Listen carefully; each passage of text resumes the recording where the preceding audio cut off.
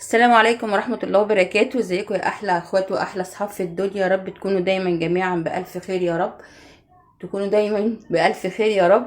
ان شاء الله النهاردة هنعمل مع بعض تخديعة المحشي بكل دقاتها وكل تفاصيلها. هنعمل مع بعض المحشي كامل بكل دقاته وكل تفاصيله والسقية بتاعته والسوا بتاعه وكل حاجة. لو انت ما بتعرفيش تعملي محشي هتبقى محترفة في المحشي بمعنى الكلمة، ولف الصوابع والطريقة كل حاجة هنعملها مع بعض يا حبيبة قلبي. دلوقتي انا معايا هنا 3 بصلات اهمت. انا دلوقتي دولت مقشراهم وهمسكهم دلوقتي اقطعهم واحطهم في قلب الكبة بالطريقة دي كده.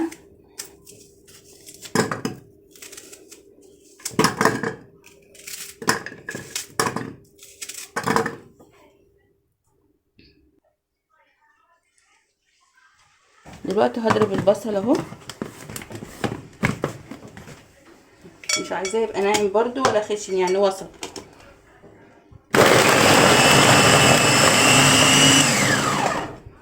انا هديله فرمه كمان عشان خاطر لقيت فيه حتت خشنه بس كويس. بس كده. دلوقتي انا هنزل بحبه الزيت اللي هعمل بيهم المحشي يبقى جميل بالزيت يا جماعه. بس انا برضو هحط معاه حبه سمنه وهزود زيت تاني، يعني مقدار كوبايه زيت. احنا بنحط مقدار كوبايه زيت كبيره كده على المحشي، بيبقى خليه طعمه حلو ومفلفل وبيطلع وجميل اهو. هزود بقى سمنه،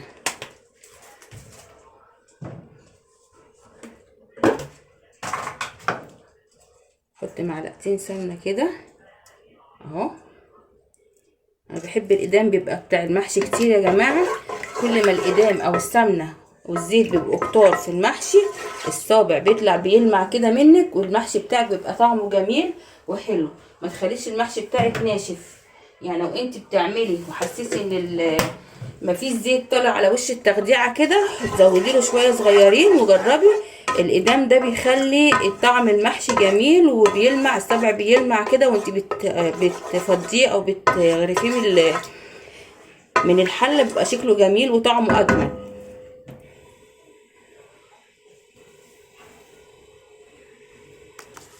دلوقتي هبتدي انزل بعد ما الزيت اتقدح هو والسمنه عشان ميبقاش ليهم ريحه، اتقدحوا كويس. هنزل بالبصل اهو عليهم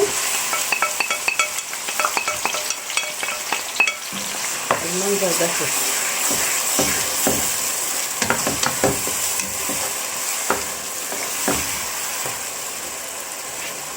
ما اتضربتش كويس او ما اتفرمتش هنقفلها.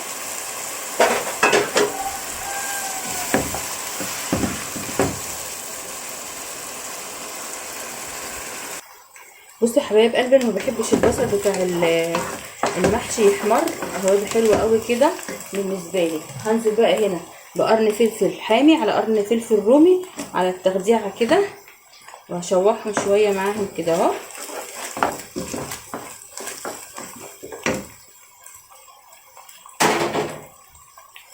وهنزل بحبه كزبره ناشفه اهو كده مع التخديعه. مش هحط حاجه تاني الا بقى على القوطه او على الطماطم لما تتسبك.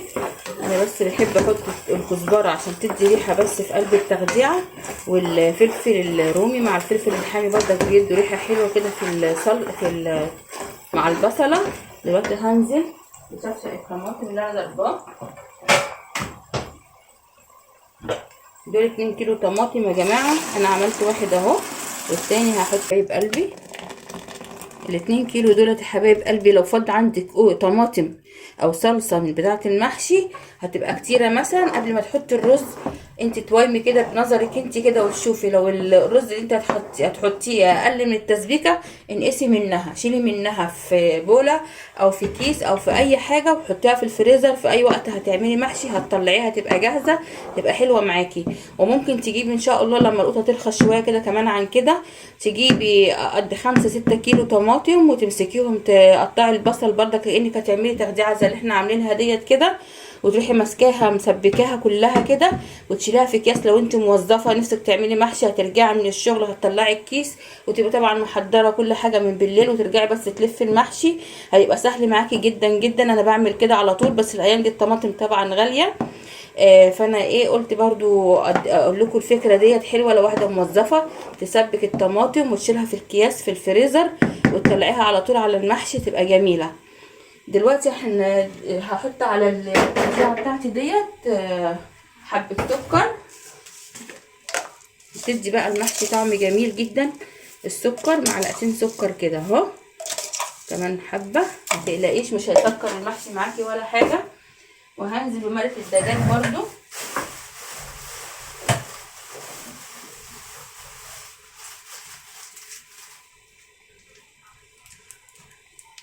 مكعب مرق الدجاج برضو احطه كده وهي لسه ما اتسبكتش عشان يسيح معاها، ما يبقاش محتحت كده في قلب الخلطه وانا بعملها، عشان ما يجيش تحت على اسنان حد او على اللسان كده يبقى طعمها مش حلو اهو. كده هنقلب كده بقى وهغطي عليها سيبها تتسبك، ولما تتسبك كده هنبتدي نحط البهارات ونحط الحاجه بتاعتها.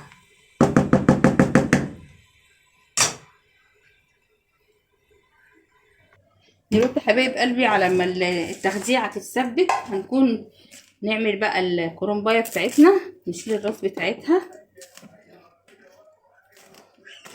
انا حاطه ميه بتغلي على النار. طبعا انا جايبه كرنبتين عشان الكرنب الايام دي صغير جدا وغالي جدا، فعشان تعملي محشي صح وتاكلي وتشبعي انت وعيالك تجيبي كرنبتين. لو انت اسره كبيره، لو انت مثلا زوجه وزوجها بس، هاتي واحده زي دي هتكفي وهتزيد كمان.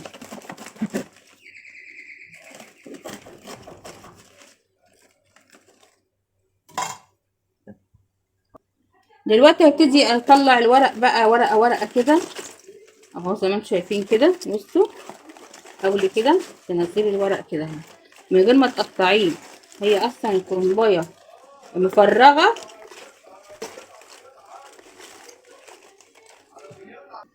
دلوقتي حبايب قلبي هبتدي انزل بالملح على الميه بتاعت السليق اهو، وهنزل برضه بمعلقه سكر عشان الورقه تبقى خضرا ومحتفظه بلونها الحلو، وهنزل بحبه كمون.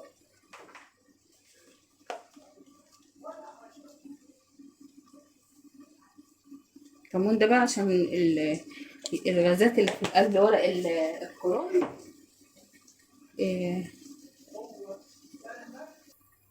دلوقتي هبتدي انزل بالورق.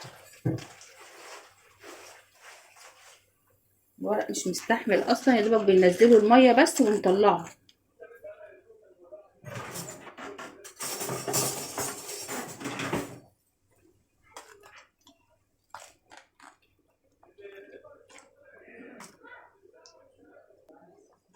دلوقتي هبتدي اطلع الورق اهوت، يا دوبك انا لسه حاطاه بس دبلت معايا ورقه. بصوا ده المنظر ده. دول برضو حبه ورق تانيين بنفس الطريقه نزلتهم اهو. بصوا الورقه لسه زي ما هي ازاي. طلعيها بقى كده حبيبه قلبي، حطيها في قلب مصفى او في قلب حاجه وافتحي عليها ميه ساقعه عشان تبقى توقفي السوا بتاعه. يعني عشان ايه، لو انت حطيتيه على بعضه كده وسبتيه لحد ما تيجي تقطعي الورق هيتهري معاكي. انا هبقى حاطه مصفى في قلب الحوض وحاطه تحت الحنفيه وهفتح عليه الميه عشان خاطر ما يكملش السوا بتاعه. بصوا حبايبي اهي المصفى انا حطاها على الحوض، وببرد بقى الورق ورقه ورقه كده اهو بنفس الطريقه دي كده، وترصيه بردك عدله واحده كده عشان خاطر لما تيجي تطلعي الورق متبقاش واحده رايحه يمين وواحده جايه شمال، يبقى كل الروز دي كلها كده فوق بعضيها، وفي نفس الوقت احنا كده وقفنا عمليه السوا بتاعه الورق، مش هيتهري مننا وما نيجي نحشيه يبقى حلو جدا مش مهري ولا حلو. هكمل بقى بقيه الكميه وارجع لكم نقطعهم مع بعض. تعالوا بقى نبص على التخديعه بتاعتنا. انا بدات تخش في التسبيكه اهو.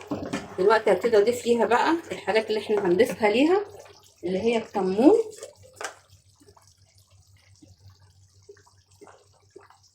بحب اكتر كمون في المحشي عشان حتى الكرنب بالذات عشان ما يعملش غازات في البطن بحب اكتر فيه الكمون والبهارات والفلفل الاسمر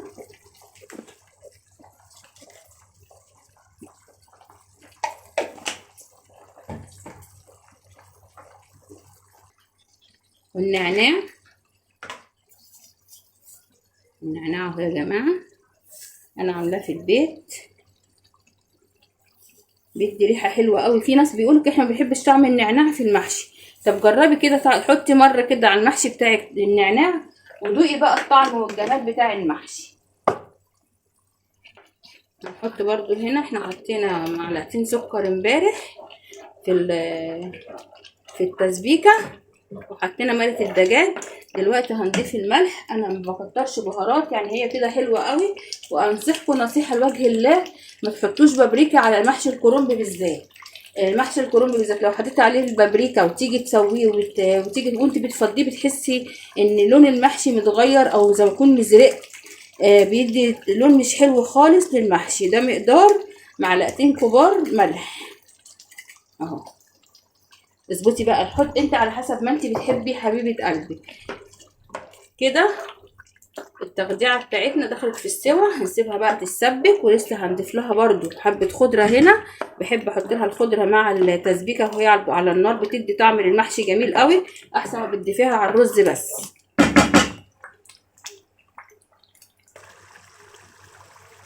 شايفين يا حبايب قلبي الاقدام اللي قلت لكم عليه؟ انا بقى بحب بقى الزيت او السمنه يبقوا واقفين كده على وش التسبيكه، بيبقى المحشي بتاعك. احنا بنغرف ان شاء الله بعد ما نخلص هتشوف الصابع بقى بيلمع لمعته جميله جدا وطعمه بيبقى خطير. ما تخليش التسبيك الاقدام بتاعه شويه. دلوقتي انا كنت عندي حبه خضره هم في الفريزر، هطلعهم احطهم كده عليها اهي. وهنقطع الخضره برده اللي احنا لسه جايبينها طازه فريش هنحطها عليها برده، بتدي طعم جميل قوي قوي قوي للتسبيكه. حطي برده نص الخضره بتاعتك في التسبيكه والنص التاني حطيه مع الرز، بتدي طعم جميل قوي.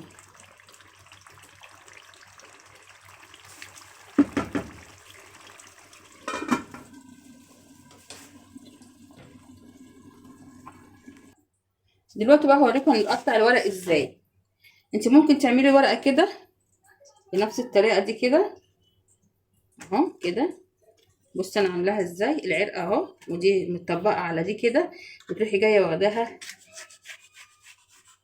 كده اهو. طلعنا العرق لوحده، الحته اللي فوق دي ناخدها برده كده ونبتدي نحطها كده على بعضيها. برغم ان احنا مش سالقينه قوي برده الورقه تحس ان هي برده، بس انا يعني الكرنبايه معايا كانت متقطعه قبل ما اسلقها.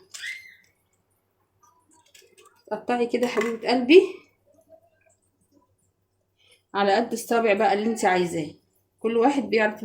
انا بحب الصوابع صغيره، انا هقطع كده بالنسبه لي كده تمام اهو. بصوا التقطيعه، خلي الصوابع بتاعتك صغيره ما تخليش الصوابع كبيره، بتبقى شكلها اجمل. والصبع على قد البق على طول. عايزه تقطعي الكبير زي ما انت بتحبي عادي، بس انا بحب المحشي صغير. كل المحشي عندي صغير، بتنجان او كرنب بعمله كله صغير، ورق عنب وكله اهو بالمنظر ده كده. وتبتدي ترصي على بعضه كده يبقى سهل معاكي. عايزه بقى تقطعي الورقه زي ما هي كده وتخليها بقى وتلفي كده مثلا كده كده وتقطعي على قد الصابع بتاعك برضو كويس. انا هنا بحب اقطع الورق بتاعي وبرصه كده وباخد على الحشو على طول اهو. كملي بقى كده الورق كله قد بعضه بالمنظر ده كده وترصي فوق بعضه كده اهو. هنكمل بقيه الكميه كلها كده. شايفين اهو الورقه اللي انا قطعتها. وفي طريقه تانية انا بقى بحب اعملها قوي، دي اسهل. بروح واخده الورقايه اهي، بصوا كده كده كده اهو، وبرده بطبقها كده على بعضيها وبشيل الزيادات البسيطه اللي فوق دي، مش بشيل منها كتير. وبرده بقطع كده اهو. دي الطريقه دي سهله جدا، ممكن تعمليها على طول، بتنجز معاكي في الوقت. بدل ما نحط الورقة ونيجي نلفها ونيجي نقطعها وكده اهو بالمنظر ده كده.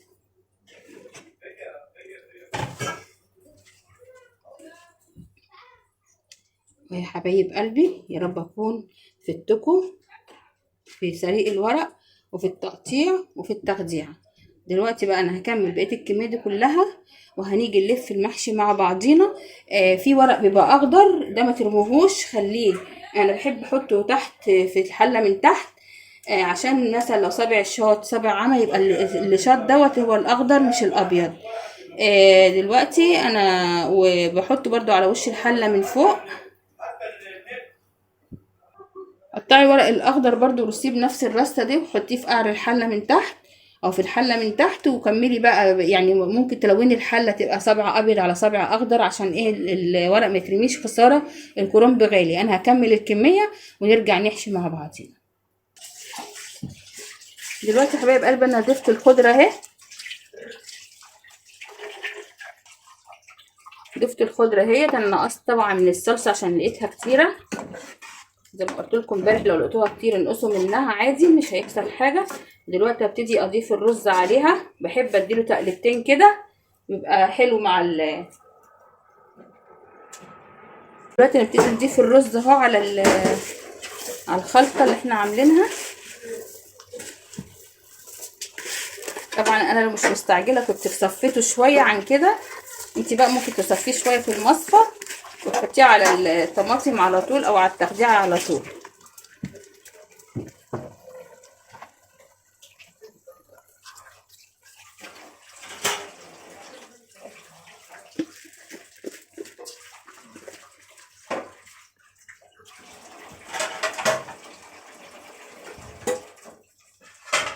وبقيه الخضره اهي برضو هحطها، مش هحطها برضو كلها عشان كده كتيره قوي عليها. برضو الخضره دي انا هشيلها في الفريزر هتنفعني في اي وقت اهو. نبتدي بقى نقلب كده الرز على النار لمده 3-4 دقايق بس، وهنطفي مش هنسويه كتير يعني. دلوقتي يا حبايب قلبي انا هضيف بقى الشطه، عشان انا الرز صراحه عندي ناس ما بتحبش الشطه فشلت منه حبه، وانا بقى كده هحط الشطه اهو. انا طفيت على الرز، هحط الشطه اهيت بتاعتي وهقلب. انت بقى لو انت ما عندكيش يعني عادي اللي عندك بيحبوا الشطه حط الشطه في التخديعه من اول ما تبتدي تعملي، لكن انا بضطر اعمل كده عشان خاطر عندي ناس ضدها وضد الشطه ما بتحبش الشطه خالص. فانا دلوقتي حطيت على اللي انا هعمله بالشطه، واللي احنا هنعمله من غير شطه هو بنحشيه برضو، يعني نقص الرز وبنحشيه. تعالوا بقى نكمل بقى نشوف هنحشي ازاي. هنا الحله معايا انا فرشت فيها عيدان الخضره، وقطعت فيها كام عود بردك او كام عرق من بتوع الكرنب كده في القعر، بتديها طعم جميل قوي. وكمان حتى لو الحله يعني لسعت مننا بسيط كده يبقى الصابع بعيد عن اللسعه، يبقى الحله كلها يبقى معانا ما فيهاش لسعه ولا حاجه. دلوقتي انا هبتدي اجيب لكم الورق الاخضر اللي قلت لكم عليه في اول الفيديو اهو. هاخد الورق كده اهو، نبتدي نحط كده اهو واحشي. اهم حاجه بقى ما تخليش الصوابع فيها رز، وتحبكي الصابع كويس قوي. بصوا الصابع قد ايه اهو، احبكي الصابع كويس قوي حبيبه قلبي عشان الرز ما يملاش الحله والمحشي بتاعك يطلع معجن ويبقى شكله مش حلو اهو. بصوا اهو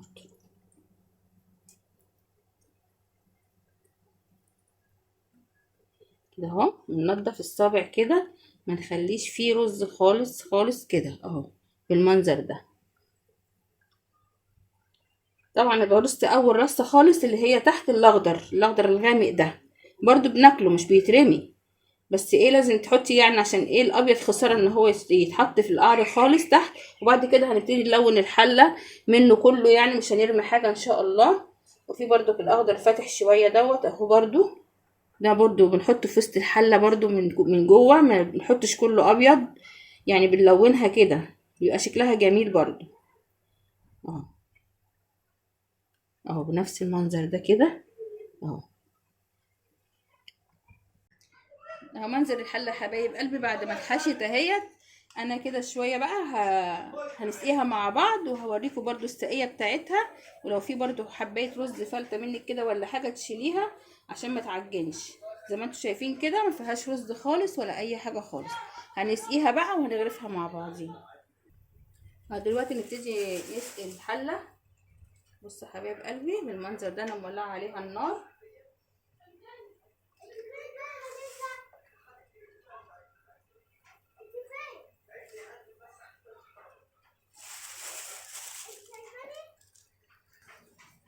اهو كده السقيه يا جماعه بتاعت المحشي، ونهز الحله كويس كده عشان الشوربه تنزل لتحت خالص اهو. ونحط بقى عليها الغطا، او نحط طبق صغير برضو كده عشان المحشي ما يفكش معانا خالص بالمنظر ده كده. ولما بقى تتشرب وتيجي تستوي هوريها لكم. دلوقتي يا حبايب قلبي المحشي خلاص استوى معايا اهو. شايفين ما شاء الله، الله اكبر. شايفين منظر المحشي اهو. ابتدي بقى نهز الحله كده. طبعا انا بعمله بغرفه في طبق كبير، ده يعني محشي العيله. شايفين بقى المنظر، شايفين اللمعه اللي في الصبع، شايفين الجمال. ايه رايك يا قمر؟ محشي تحفه جميل. جربي المحشي بطريقتي مش هتندمي. محشي زي العسل وجميل. هستناكي بقى تخشي تشتركي في القناه وتعملي لايكات كتير حلوه زي كده يا قمر. اتفضلوا بقى تعشوا معايا. السلام عليكم ورحمه الله وبركاته.